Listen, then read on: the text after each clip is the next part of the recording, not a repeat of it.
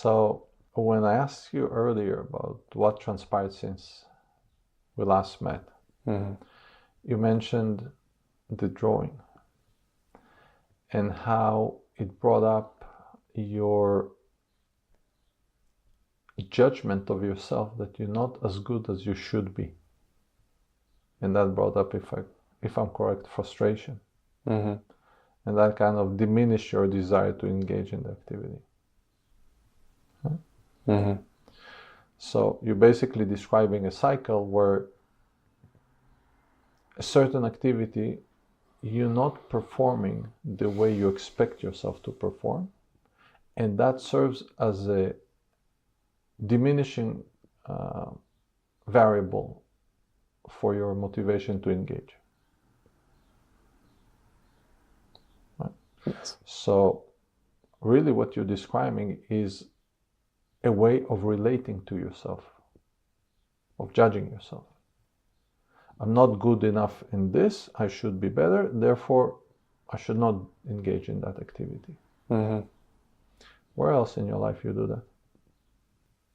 I think I do that all the time. Examples. Where do you do that the most? I guess it's in the ways I don't do it. What I mean by that is writing. I've always felt like I wanted to write something. It's been in my head for years at this point. I don't because I don't like bad writing. But when I try and write, it's bad. Therefore, I tell myself I shouldn't be writing. Where else?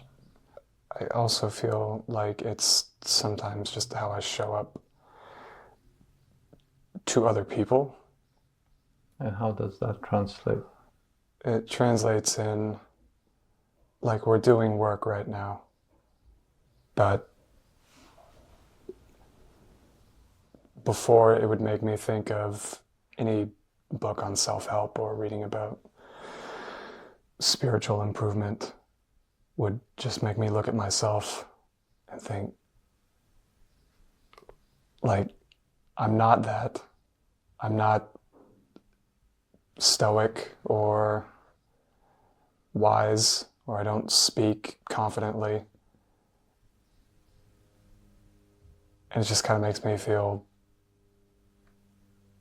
unhappy with myself. And I feel like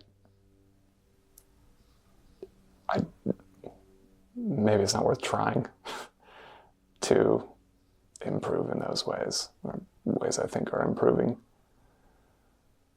If that makes sense. That's a bit of a word salad.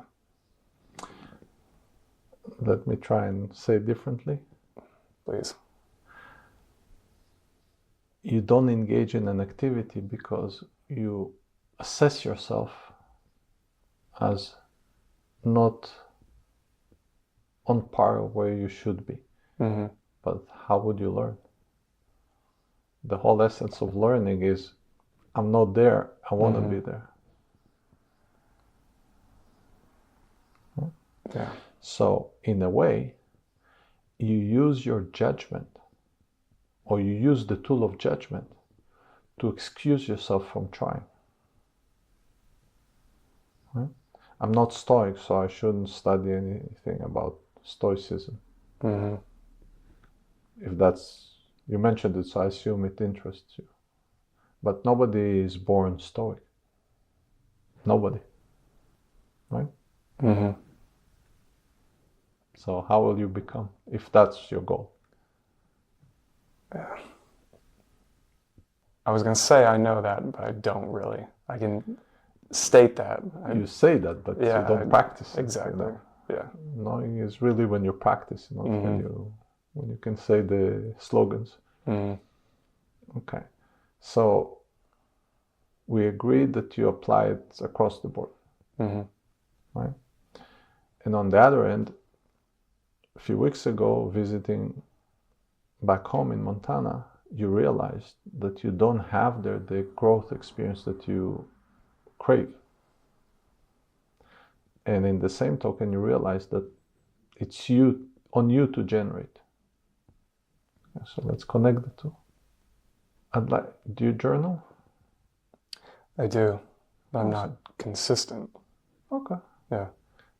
So let's take a piece of homework. Okay. Right? And I'd like you to write down at the end of every day one thing that you did not apply this self-perpetuating cycle. I'm not good enough, therefore I shouldn't do it.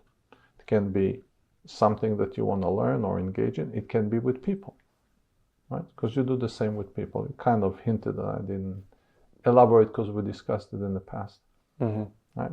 I'm not interesting enough, so I should keep my mouth shut. Or I shouldn't even approach and try and engage. It's the same way of thinking, right? Self-perpetuating belief system. So every day, find one instance to break the cycle. One thing. Approaching somebody and engaging, doing some activity, whatever you want, doesn't matter. One thing a day. Can you do that? I can do that. Yeah. All right.